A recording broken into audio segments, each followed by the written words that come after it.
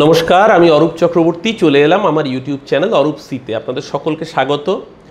আগামীকাল অক্ষয় তৃতীয়ার পূর্ণ লগ্নে দীঘাতে জগন্নাথ মন্দির উদ্বোধন হবে, সর্বসাধারণের জন্য খুলে যাবে। মেদিনীপুর জেলা জুড়ে কার্যত হই হই অসংখ্য মানুষ দীঘায় ছুটছেন। কিন্তু এর মধ্যেই গোটা বঙ্গ সমাজকে বিনোদনের একা দায়িত্ব যিনি কাঁধে তুলে নিয়েছেন, তিনি আমার ভাতৃসম, আমার প্রায় প্রতিবেশী, এখান থেকে একটু দূরেই তার বাড়ি। তিনি রিপাবলিক বাংলার কর্ণধার মেজর ময়ূখ রঞ্জন। তো বাংলাদেশের সময় ময়ূখ কার্যত বাংলাদেশ দখল করে নিয়েছিল। মোটামুটি বঙ্গবন্ধুর পরেই ময়ূখের মূর্তি স্থাপিত হবে বাংলাদেশে, এরকম করে বাংলাদেশ থরথর কাঁপছিল। তো বাংলাদেশ এখনও কাঁপছে নাকি শুনে যাচ্ছি, কিন্তু বাংলাদেশ দখল হয়নি। বাংলাদেশে সনাতনীরা উল্টে লাঞ্ছিত হয়েছে, নির্যাতিত হয়েছে, তাতে ময়ূখের কিছু যায় আসেনি, কারণ ময়ূখের টিআরপি দরকার ছিল। তো সেই মেজর ময়ূখ রঞ্জন হঠাৎ করে নজরুল ইসলামের উপর খড়গহস্ত। কেন নজরুল লিখেছিলেন, মোরা একই বৃন্তে দুইটি কুসুম, হিন্দু মুসলমান, মুসলিম তার নয়ন মোহিনী, হিন্দু তাহার প্রাণ। খুব গায়ে লেগেছে ময়ূখের। সরাসরি নজরুল এবং ডিমের কুসুম, ওর কার উপর বেশি রাগ আমি বুঝতে পারিনি। তবে ময়ূখকে আমি ধন্যবাদ জানাই। ময়ূখ আজকে যে সমাজ সচেতনতার কাজ করেছে, অর্থাৎ কুসুমকে বারণ করেছে। দেখবেন কোলেস্টেরলের পেশেন্টদের, যাদের হার্টের প্রবলেম থাকে, যাদের ডায়াবেটিস পেশেন্ট, যাদের কিডনির পেশেন্ট বা যাদের লিভারের প্রবলেম থাকে, তাদেরকে সবসময় বলে ডাক্তাররা কুসুম খাবেন না, ডিমের এগ হোয়াইটস খান। তো এখন মানুষ যারা স্বাস্থ্য সচেতন তারা এগ হোয়াইটস খান। তো ময়ূখ তাদের উদ্দেশ্যেই বলেছেন কি না কুসুম কুসুম কিসের কুসুম সেটা আমার জানা নেই, কিন্তু আমার একটা গান মনে পড়ে গেছিল, জানেন তো। বাংলাদেশেরই একজন জনপ্রিয় কবি রুদ্র মোহাম্মদ শহীদুল্লাহর লেখা গান, যেই গানটি গান নয়, এটা সেটা কবিতা ছিল, যেটিকে গান আকারে প্রথম উপস্থাপনা করেছিলেন বাংলাদেশের একজন বিখ্যাত গায়িকা সাবিনা ইয়াজমিন। আমার সৌভাগ্য হয়েছিল পরবর্তীকালে সাবিনাদি এবং কবির সুমনের যুগলবন্দি শুনবার কলকাতার বুকেও। সেখানে গানটা আমি প্রথম শুনি। আমি সুমনদা, সাবিনাদি এবং রুদ্র মোহাম্মদ শহীদুল্লাহর কাছে মার্জন আছে। সেই গানটির প্রথম 4টে লাইন একটু আপনাদের সামনে কিছুটা বদলে প্যারোডি করে বলতে চাই। ঢেকে রাখে যেমন কুসুম, মেজরের আবডালে ময়ূখের ঘুম। ঢেকে রাখে যেমন কুসুম, মেজরের আবডালে ময়ূখের ঘুম। তেমনি তোমার চাড্ডিপনা ফুটকি মাখা অন্তরে, আমার ভিতর ও বাহিরে অন্তরে অন্তরে আছো ময়ূখ চাড্ডি পরে। তো এই অবস্থায় যখন একটা চ্যানেলকে নামিয়ে আনে, আজকে গোটা ফেসবুক খিল্লিময় হয়ে গিয়েছে। ইনস্টাগ্রাম খোলা যাচ্ছে না, টুইটার খুললেই মেজর ময়ূখ রঞ্জন। কখনো বীর কমান্ডার ময়ূখ, কখনো বন্দুকুচি আসছে ময়ূখ। আর আজকে আমার বন্ধু প্রতিম সৈকত গুরুচণ্ডালী পাবলিকেশনের অন্যতম লেখক কর্ণধার, সে একটি অডিও ভিজুয়াল উপস্থাপনা করেছে। তাতে সরাসরি ময়ূখ এবং ডিম ক্যারিকেচার করে সেখানে ওই অর্ণবেতে ডিম পেরেছে, ময়ূখে দিয়েছে তা। আহা, ডিম ফোটে না ময়ূখ তবু কুসুম নেই তো যা। এই যে বাক্যবন্ধ সারা সামাজিক মাধ্যমে আজকে ভাইরাল হচ্ছে। কিন্তু ময়ূখ রঞ্জন এটা কেন করছে? এমন নয় যে বিনা উদ্দেশ্যে ময়ূখ রঞ্জন এই কাজ করেছে। সরাসরি আমাদের সংবিধানকে আক্রমণ করেছে, বলেছে সেকুলার হলে দেশ থেকে বেরিয়ে যেতে। প্যানেলে উপস্থিত একজন বক্তাকে বলছে আপনি সেকুলার, বেরিয়ে যান ভারতবর্ষ থেকে। কে অধিকার দিয়েছে বাবা ময়ূখ তোমাকে? আপনি কি ভাবছেন ময়ূখ রঞ্জন বোকা? ও ইচ্ছে করে করছে? ওর মাথায় বুদ্ধি নেই? যথেষ্ট বুদ্ধি আছে। তাহলে এত বড় সাহস পাচ্ছে কোত্থেকে আমাদের সংবিধানকে অবমাননা করবার? সাহসটা পাচ্ছে সরাসরি কর্পোরেটের প্রভু যারা রয়েছে দিল্লিতে বসে, তাদের যারা বস, সেই বিজেপির সর্বোচ্চ নেতৃত্বের থেকে। কারণ বিজেপি খুব ভালো মতো জানে পেহেলগামে যখন 26 জন মানুষ মারা গেছে, ধর্ম দেখে দেখে খুন করেছে পাকিস্তানি জঙ্গি লস্করি তৈবার আউটফিট। কেন খুন করেছে? কারণ সেই সন্ত্রাসবাদীরা জানে যে কাশ্মীরে যদি ট্যুরিজম বন্ধ হয়ে যায়, তাহলে কাশ্মীরের যুবকরা আবার বিপদগামী হবে। যে কাশ্মীর গতবার 1,20,00,000 মানুষ গেছিল, এবার প্রায় 3.5 কোটির বেশি পর্যটক কাশ্মীরে গিয়েছিল। সবার হাতে পয়সা আসছিল ট্যুরিজমের সুজনে। সে শিকারা চালক হতে পারে, শিকারার মালিক হতে পারে, গাড়ি চালক হতে পারে, যারা ঘোড়া নিয়ে চালায় পনি চালক তারা হতে পারে, যারা স্লেজ অপারেট করে তারা হতে পারে, যারা গন্ডোলার সাথে যুক্ত তারা হতে পারে। হোটেল, হাজার হাজার হোটেল তার কর্মচারী, রেস্টুরেন্ট তার কর্মচারী, রাস্তার ধারের অজস্র দোকান, সমস্ত মানুষের রুটি রুজি জীবিকা নির্বাহ হচ্ছিল পর্যটনের মাধ্যমে। কাশ্মীরের যুবকরা পয়সার মুখ দেখছিলেন, বিপথে যাচ্ছিলেন না।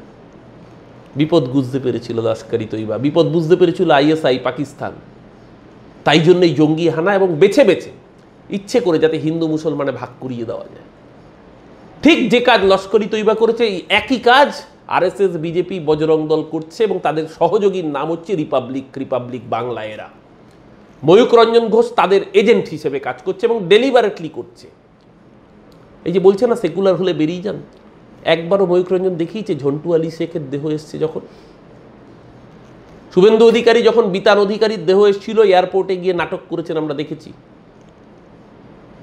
বেশ করেছেন, এয়ারপোর্টে গেছেন, যাওয়াই উচিত। অগ্নিমিত্রা পালরা গেছেন, তার পরিবারের পাশে থেকেছেন, বেশ করেছেন, সঠিক কাজ করেছেন। একইভাবে সেই সময় পাশে অরূপ বিশ্বাস, ফিরহাদ হাকিম, তৃণমূল কংগ্রেসের একাধিক নেতা এয়ারপোর্ট থেকে তার বাড়ি পর্যন্ত এসছেন মরদেহ নিয়ে। মমতা বন্দ্যোপাধ্যায় পরিবারের সাথে কথা বলেছেন যাতে কোনো অসুবিধা না হয়, প্রশাসনিকভাবে সমস্ত বিষয় দেখা হয়েছে, ঠিক কাজ করেছেন। কিন্তু ঠিক দুদিন পরে যখন ঝন্টু আলী শেখের মৃতদেহ এলো, যে ঝন্টু আলী শেখ নদিয়ার বাসিন্দা, আমাদের সেনাবাহিনীর গর্ব, কাশ্মীরে ওই টেরারিস্টদের খতম করতে গিয়ে টেরারিস্টদের বুলেটের সামনে দাঁড়িয়ে নিজের জীবন উৎসর্গ করলো, আমাদের দেশ মায়ের বীর সন্তান, ভারত মাতা কি জয় যারা স্লোগান দেয়, সেই ভারত মায়ের অন্যতম শ্রেষ্ঠ সন্তান ঝন্টু আলী শেখ, তার মৃতদেহ যখন এয়ারপোর্টে এলো, সেই মৃতদেহ রিসিভ করার জন্য কোনো অগ্নিমিত্রা পাল, কোনো রুদ্রনীল ঘোষ, কোনো সজল ঘোষ, শুভেন্দু অধিকারীদের দেখা যায়নি। সেদিনকেও মৃতদেহ রিসিভ করার জন্য ফিরহাদ হাকিম, সুজিত বসু তারা উপস্থিত ছিলেন। নদিয়ায় যখন তার বাড়িতে মৃতদেহ যায়, সাংসদ মহুয়া মৈত্র ছিলেন। হ্যাঁ, বামপন্থী নেতৃত্ব উপস্থিত ছিল, মিথ্যা কথা বলবো না, কংগ্রেসের নেতৃত্ব উপস্থিত ছিল। বামফ্রন্ট বা কংগ্রেস অন্তত এক্ষেত্রে ধর্মের রং দেখে শ্রদ্ধা জানাতে উপস্থিত হয়নি, তারা সকলের ক্ষেত্রে শ্রদ্ধা জানাতে উপস্থিত ছিল, ঠিক যেভাবে তৃণমূল কংগ্রেস প্রত্যেক মানুষের পাশে দাঁড়িয়েছে।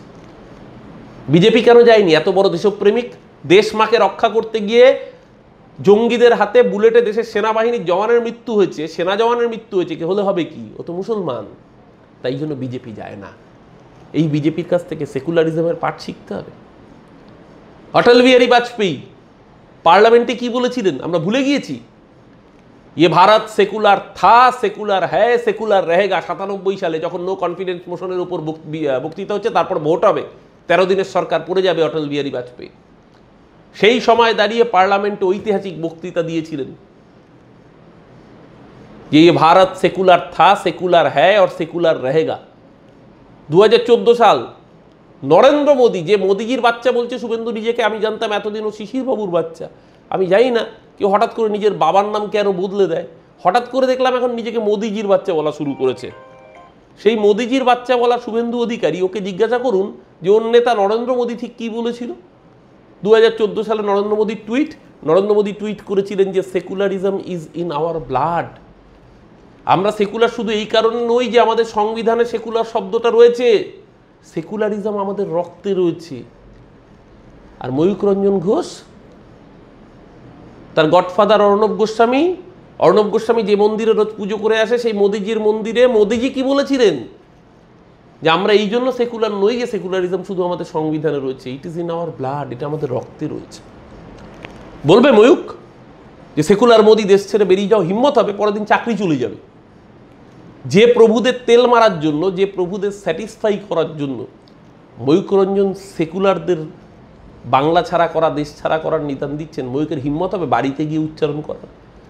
ময়ূকের বাবা, আমি যতটুকু জানি,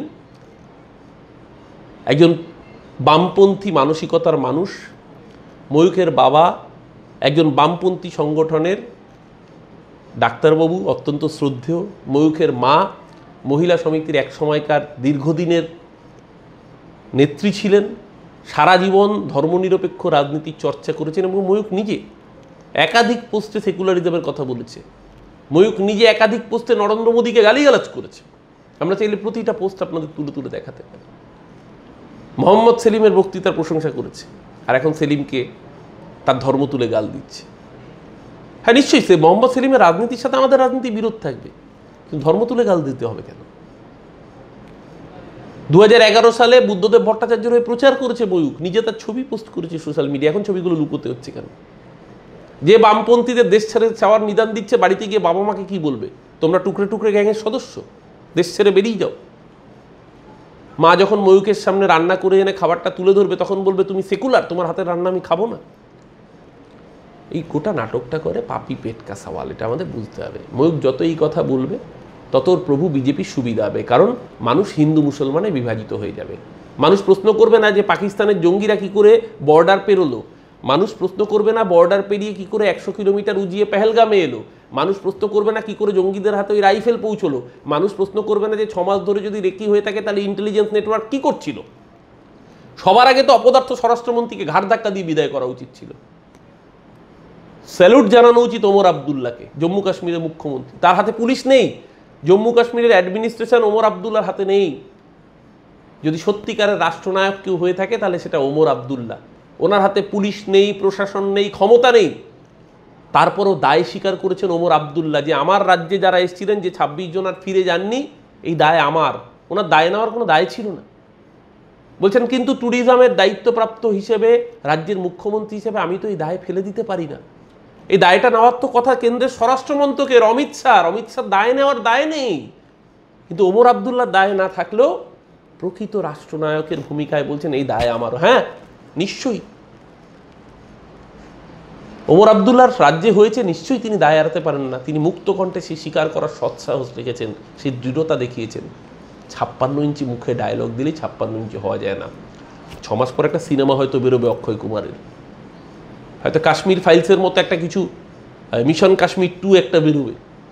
তাতে হয়তো রাজা উজির মারবেন, তাতে হয়তো অনেক সার্জিক্যাল স্ট্রাইক হবে, 6টা পাইন গাছ আর 2টো দারকাক মরে যাবে। বাস্তবের মাটিতে আমরা পুলওয়ামার পরে 44 জন সেনা জওয়ানের লাশ গুনেছি, রক্তে ভিজে গেছিল পুলওয়ামার মাটি। আমরা 26 জনের লাশ গুনলাম আমাদের সহনাগরিক ভারতবর্ষের মানুষের পাহেলগাঁও বৈশরণ ভ্যালিতে। পাকিস্তানের কোনো জঙ্গির লাশ দেখতে পাইনি, না পুলওয়ামায় পেয়েছি, না আজ অব্দি পাচ্ছি। মুখে ডায়লগ, কখনো বলছে সিন্ধুর জল বন্ধ করে দেবো, কখনো বলছে ঝিলামের জল বাড়িয়ে বন্যায় ডুবিয়ে দেবো। একদিকে জল বন্ধ করবে, একদিকে বন্যায় ডুবো। আমার ব্যালেন্স পলিটিক্স হচ্ছে, ধান্দাবাজি হচ্ছে। দেশের মানুষ এসব ধাপ্পাবাজি চায় না। দেশের মানুষ বদলা চায়, দেশের মানুষ পাকিস্তানি জঙ্গিদের লাশ গুনতে চায়। দেশের মানুষ, অভিষেক বন্দ্যোপাধ্যায় যেটা বলেছেন সেটা দেশের মানুষের, 140 কোটি মানুষের দাবি, পিওকে ফিরিয়ে আনতে হবে। আজকে যদি প্রধানমন্ত্রীর নাম ইন্দিরা গান্ধী হতো, এতক্ষণে পিওকে ভারতের অন্তর্ভুক্ত হয়ে যেত। 56 ইঞ্চি মুখে বললেই হয় না, কাজে করে দেখাতে হয়। যদি দম থাকে, গোটা ভারতবর্ষ আপনার সাথে রয়েছে। এই প্রথম কোনো প্রধানমন্ত্রী পেয়েছে গোটা কাশ্মীর রাস্তায় নেবে বলছে এই আতঙ্কবাদের বদলা চাই, সারে জাহাসে আচ্ছা হিন্দুস্তান আমারা। গোটা কাশ্মীরের মুসলমান রাস্তায় নেবে বলছে যে আমরা দেশের সাথে রয়েছি। গোটা বিরোধী দল যেভাবে বলেছে দেশের সাথে রয়েছি।